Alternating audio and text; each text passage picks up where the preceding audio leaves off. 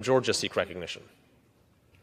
Mr. Speaker, pursuant to Clause 2A.1 of Rule 9, I seek recognition to give notice of my intent to raise a question of the privileges of the House. The form of the resolution is as follows. Recognized. Censuring Representative Ilhan Omar of Minnesota. Whereas elected members of Congress take an oath to bear true faith and allegiance to the United States without any mental reservation or purpose of evasion. Whereas Representative Ilhan Omar took an oath of allegiance to the United States upon becoming a citizen, declaring, "I absolutely and entirely renounce and abjure all allegiance and fidelity to any foreign prince, potentate, state, or sovereignty, of whom or which I have heretofore been a subject or citizen." Greene accuses Omar of violating her oath of office, an oath taken by all members of Congress to support and defend the United States Constitution. But Greene doesn't stop there. She makes the case that Omar's loyalty to the United States is in question, based on comments Omar made during a public event in Minneapolis. Whereas on January 27, 2024, Representative Omar gave remarks at an event in Minneapolis in which she made treasonous statements.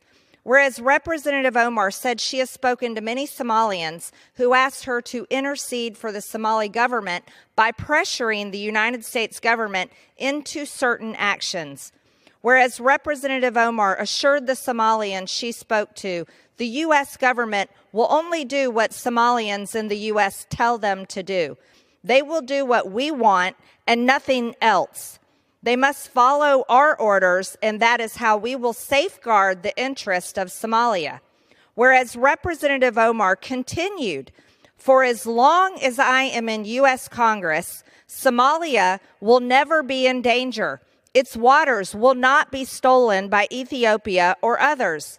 Sleep in comfort knowing I am here to protect the interest of Somalia from inside the U.S. system." She also referenced George Washington's farewell address, specifically his warning to guard against, pretended patriotism.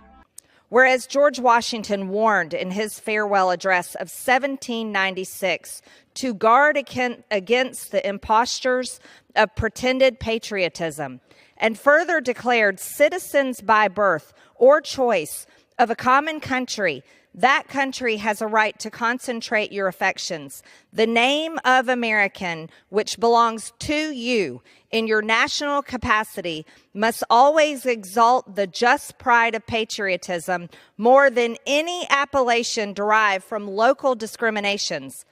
Whereas these statements by Representative Omar clearly violate the oath she took as an elected member of Congress to defend and protect the United States Constitution.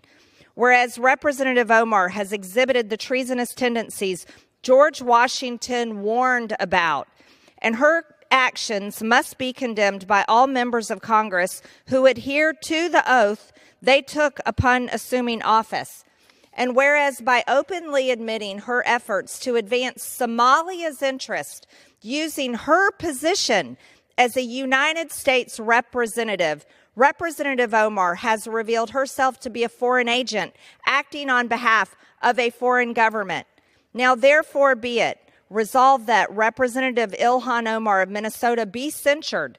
Representative Ilhan Omar forthwith present herself in the well of the House of Representatives for the pronouncement of censure.